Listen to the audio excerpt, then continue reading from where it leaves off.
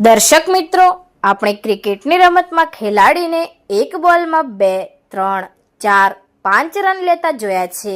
પણ આજે અમે તમને ક્રિકેટ જગતની એક એવી ઘટના જણાવવા જઈ રહ્યા છીએ કે જે સાંભળીને તમે માનવા પણ તૈયાર નહીં થાઓ, પરંતુ આ સત્ય ઘટના છે.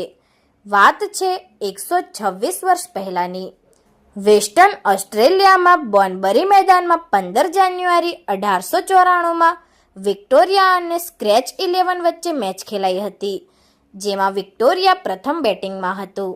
ત્યારે વિક્ટોરિયાના ખેલાડીએ મેચના પ્રથમ બોલમાં જોરદાર ઊંચો શોટ લગાવતા બોલ સીધો ઝાડની ડાળીઓમાં ફસાઈ ગયો હતો. ત્યારે બેટ્સમેન દ્વારા દોડીને 286 રન લેવામાં આવ્યા હતા.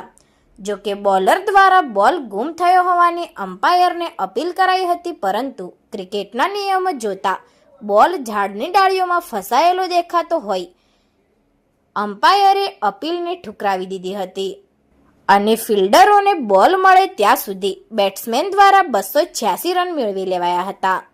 જો કે એક બોલમાં 286 રન લેવાની ક્રિકેટ જગતની આ પ્રથમ ઐતિહાસિક ઘટના છે. જો કે આ ઘટનાથી સ્ટેડિયમમાં ઉપસ્થિત સૌ કોઈ ચોંકી ગયા હતા. ખરેખર ક્રિકેટ જગતની આ ચોંકાવનારી ઐતિહાસિક ઘટના કહી શકાય.